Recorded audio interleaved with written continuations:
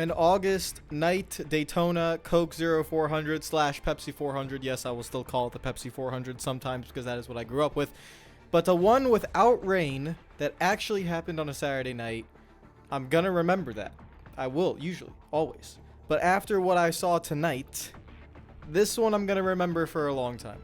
That's a race that's going to be like 5 years, 10 years, 15 years down the line. We'll still be going to Daytona, for the night race sometime during the summer, and it's still probably going to be named after a Coke or Pepsi product.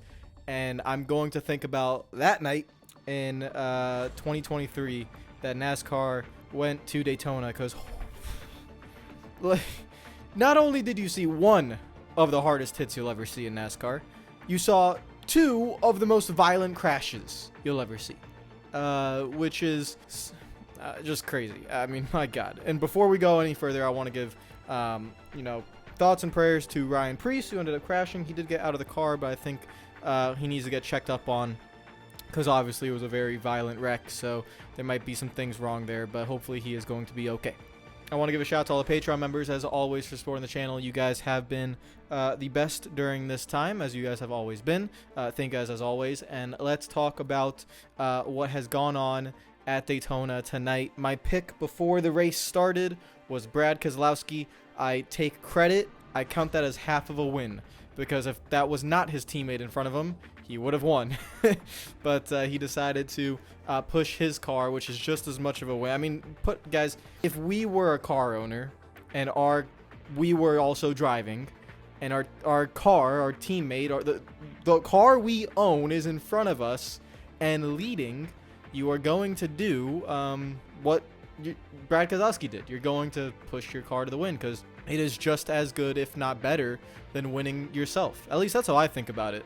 I remember, back in 2004 when Jimmy Johnson kind of worked with Jeff Gordon the whole time. Now, that's a different package, obviously. Much tougher to get a run on your own in that kind of package when there's only like 4 or 5 cars in the lead pack, and you're fighting Tony Stewart and Dale Earnhardt Jr. But, Jimmy Johnson, his car owner was Jeff Gordon, and Jeff Gordon's leading, and Jimmy kind of works with him that whole race and pushes him to the lead, and then just stays behind him, doesn't even make a move, and Gordon goes on to win.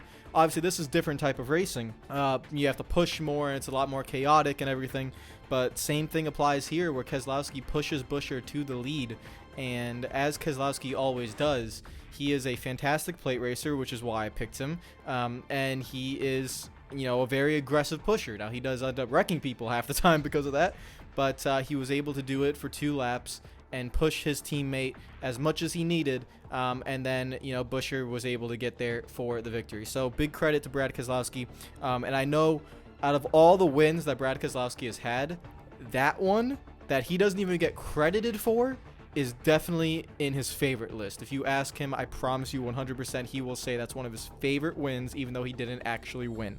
That's what it's like being a car owner. To get a 1-2 for RFK, that is Roush Fenway's first 1-2 finish, I think, since 2014. That's what NBC said.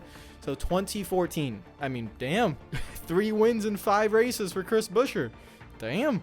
So great job to him. Great job to Brad Keselowski. But the main story of this race was, I guess the 2 crashes. That was the main story. But before we get into that, I do want to talk about the car. I thought this was the best plate race that the next gen car had. I really did. I was worried again that it'd be too wide most of the time. I don't really remember the Daytona 500 that much, because I usually go to the 500. So you remember, when you go to the Daytona 500, you remember everything around that day. And, obviously when I was in a relationship, I was showing my girlfriend around her first NASCAR race. So that's what I remember the Daytona 500 for. I don't really remember the race all that well. But what I do remember is that it was good, but there were some early crashes early on, and the energy kind of got shifted out, and there was never the kind of plate racing that I wanted to see. So, I just, in the back of my mind, watching the beginning of this race, I was like, I hope they could get 3 wide. Stage 2 happens, and they get 3 wide, and they really start racing, and the tires seem to be giving up. I thought it was very clear. You could see certain cars that were not handling well. I think some of the Hendrick cars were very obvious in their handling issues. I think they just couldn't really pick the line they wanted to go to. I think if you put Chase Briscoe and Eric Almirola in traffic and not in the lead because of how trimmed out those cars were, you saw that they couldn't get back to the front. They just struggled to get, pick a lane and work through that traffic because their cars were so trimmed out. Now you put Eric Almirola in second and Chase Briscoe in first, and you give them clean track, and next thing you know, they could really control the race, control the lines because they can carry so much speed. There were other cars, I think like a lot of the Chevys, that could not do that. I didn't really see Chevys at all be able to control the race because, again, there's not as many of them, but also I don't think a lot of them are as strong. It's just kind of Hendrick and then, maybe RCR, but Trackhouse Racing as well, right? But, they weren't really able to get that speed going. The Toyotas were better, but then they kind of got separated. And that's what Ford does really well, is that the Fords, they have a lot of numbers. Obviously, they have RFK, they have SHR, they have Penske, they have Front Row. So there's a lot of numbers there, but they also stay together. And so that's something very important as well, is that they stay together in good ways so that they could always have the energy and the momentum. So heading into this race, you kind of knew Ford was going to be the strongest. And if you had a bet, a Ford was going to win this race. I was hoping to see more from Toyota and from Chevy, but it still feels like the status quo where, in a way, the Toyotas and the Chevys have to work together to really, in my opinion, be able to beat the Fords. And the way that the Fords are able to draft, the reason why Brad Keselowski is able to push Chris Buescher like that, I really don't think they can do that in a Chevy. I'm telling you, with the way the bumpers line up, the Ford is perfectly square. The front bumper and the rear bumper are square. And in the Camaro, it's just not like that.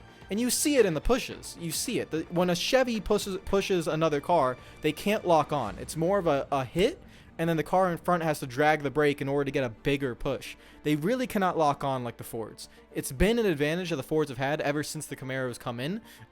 Even with the Gen 6, same thing. So, Chevy really have to look at that. If they want to win these plate races, their car just simply is not good enough at a plate track in order to do what you have to do in order to be as aggressive as you need to be to win these races. Ford can do that. But in general, I thought the racing was great. I thought it was aggressive. I thought it was clean. I really liked it. And I liked the aspect of cars not handling well because you could clearly see it. They would slide out of the inside lane, go to the outside lane, and it was clear. And that's why I like to see Daytona is now, I think, how old is Daytona now? 12 years old in terms of repavement. So it's getting there, between now and probably like 2029 is going to be that prime kind of time where it should be slicker. And if we get Daytona 500 during the day where it's like 85 degrees in February, that should be a handling race and not a really just all about speed race, which is going to make the race better, in my opinion. I think some of my most memorable Daytona 500s and Daytona races have been when handling does matter. Talladega is the different one, where Talladega, you kind of just want all that raw speed and chaos. But at Daytona, you want a little bit of mixture of both because obviously, that's what I think. So I thought the racing was really good. I thought it was great. I really enjoyed. This was one of my favorite plate races for the next gen car. I really, really, really enjoyed it. It really had everything in terms of aggressiveness, and it had like those low moments as well. Obviously, after the big crash, which we will talk about right now, and then it escalated at the end as well. So it just had a lot of great moments. Now, the first big crash coming to the end of stage 2. Ty Gibbs is getting a push on the outside from Christopher Bell, and again, it's old tires, and it's not even really pushing. Like Christopher Bell is not hitting him in the middle of the corner. He's just trying, in Bell's mind, to just, in his mind, he's not touching Ty Gibbs. He's not actually getting up on the back bumper, so he thinks he's able to do that push. He probably thinks nothing of it, but Ty Gibbs, you can see the car wiggle a little bit, and then wiggle a little bit more, and then in this next-gen car, once you lose it, you lose it. Especially at a plate track, you are not saving it. So then, Gibbs gets loose, and he loses it right into the right rear of Ryan Blaney. Easily the hardest hit I've seen in a stock car in a very long time. I mean, this guy is going 190 miles per hour at the moment that he gets hooked. There is no time for any deceleration. The speed that he hits that wall, that I'm sure NASCAR data will know. I would have to guess it's like 180 miles per hour or something. It was brutally hard, head on into the wall. It really worried me. I am sitting here in my room alone watching the race, and I scrunched my face. I was like I saw Gibbs get hooked, and I immediately saw what was happening, and that Blaney was gonna get hooked, and I like, my body clenched while I watched the car smack the outside wall. And then there's a really cool shot, and I say cool because Ryan Blaney was able to get out, give an interview, and he is going to be okay. He's going to be very sore for a little bit, but he's going to be okay. There was a shot where you see how much the safer barrier had to give. I mean, it's moving a ton. It's the hardest hit I've seen a stock car make in a very long time. Because we've seen wrecks at Daytona where obviously someone gets hit from the inside to the outside. You saw it last year, and you saw it with I think it was last year, the one where they all wrecked in turn one because of the rain. Yeah, I'm pretty sure that was last year. Austin's ended up winning that. You saw some cars go head on to the wall there. This one was even more violent than that. This one was straight up right hook, no deceleration, full speed, head on into the wall. That's the most violent hit I've seen in a long time. The only hit I can compare it to is, and it's not even a plate race, is Elliott Sadler in 2009 at Pocono. But there's no clear footage of that, obviously, because that one, he's flying to the inside wall or inside fence, no safer barrier, and it's like there was like a right-hand side, and it was just, that one was terrible too. Yeah, that's kind of what I resemble it to. Like, it's just a crazy hit. Crazy. Head-on hits scare me. Very nice to see Blaney walk away. Credit to NASCAR, obviously. This next-gen car has had its issues, but credit to NASCAR that he's able to walk away from that and be okay. And then the second hit, and by that took a lot of guys out of the race as well, and it cut the energy down of the race a little bit. And then, after a little bit of racing, with about 50 or 40 to go, they kind of single filed out until green flag pit stops as everyone was saving fuel. The second wreck, Ryan Preece, wow. I mean, I can't really remember exactly what happened, if he was just trying to make a move, if he didn't know he was clear. I don't remember. I don't know exactly what happened, but he cut across his teammate, I think trying to get into a different lane, or something happened there. He's going full speed into the infield. Now, usually these cars, if they get spun to the infield like that, they don't flip. They don't flip. We've seen the race cars, be able to slow down in a way. I think no, there have been flips before. There have been. Yeah, I take that back, but not like this. This one really resembled Elliott Sadler Talladega 2004, 2003, 2000. Can't believe I haven't seen that wreck in a long time. I have to go back on Twitter, but obviously, or YouTube and Twitter. But yeah, Elliott Sadler Talladega. You guys know the one I'm talking about. It's the sideways motion and then he immediately gets lifted off the ground. NBC initially was showing an overhead shot. They were not obviously planning for a car to go flipping through the infield, but amazing TV production to catch this, because it's just an overhead shot of the field, and then they catch Preece getting spun to the infield. Because you have an overhead look from the top down, I thought that it caught the grass, Michael Waltrip style, in the 2001 or 2001? 2002? I can't get my years right anymore. It's been so long. Michael Waltrip Daytona style, or Ryan Newman even. Like when Ryan Newman 2003, I know that one. Ryan Newman Daytona 2000, where I thought the car hit the grass and just catapulted like that. But it did do that, but the car was already completely upside down by the time it hit the grass. It flipped, already did a 180 onto its roof. The roof hits the grass, and it just catapults into the air. It literally looks like something from iRacing. On iRacing, you can flip, and your car and we all laugh about it, because obviously we don't think it happens in real life. The car caught so much air. I think people on Twitter are saying it flipped 10 times, but the air it caught, it was so high off the ground after the initial barrel roll. I couldn't believe it. I was in shock watching that thing flip like a toy. It flipped like with the Gen 4 cars, older generations cars, I have it playing on my laptop right here, just watching it. It looks like it's in slow motion when it's in the air sometimes, which must have been really scary for Ryan Preece, because people will tell you when they crash in a car or they barrel roll in a car that the barrel roll is actually not that bad. They tell you that. They're like, You're barrel rolling. It kind of feels like you're not hitting anything. You're just flipping. You don't really know where you are. This one, he's getting airtime and landing hard. So and you are feeling those hits. And I think the initial flip where it's just a violent turn, a violent first 2 hits that really send the car into the air. Yeah, that was definitely not a lot. That's one of the worst crashes I've ever seen. Genuinely, tonight, those 2 crashes are 2 of the worst crashes I've seen in a very long time. I would have to say they are the worst since Austin Dillon. And obviously, the same thing, Coke 0400 Daytona. Let me get the year right. 20. Damn it. Don't tell me. 2015? Was it 2014 or 2015? One of the two. 2014 or 2015, I think. Austin Dillon. Don't know. But it's the one that I even made a video on. I'm like, how the hell do you survive that? That one, to me, is still the worst crash I've ever seen. Because I've never seen a car hit the fence at that kind of speed and just stop and be he just walks out. It makes no sense. I still don't understand it. God bless, but I still don't understand it. That's the worst crash I've ever seen. These 2 tonight, I could honestly put in the top 5. Maybe even, because Blaney's is a head-on hit, obviously, and I'm not going to talk about what that reminds me of. You know what it reminds me of. You know what it reminds you of. We all know what it reminds us of when you hit a wall like that in turns 3 and 4 at Daytona. It's common sense. You're going to get reminded of it. So it scares you. And that hit's terrible. And the Priest accident is just very, very violent as well. So, yeah, I mean, we're going to be talking about this race for a long time, not only because it was a really great race, genuinely. It was a great race that finally wasn't affected by rain. A Daytona night race not affected by rain is a very rare occasion.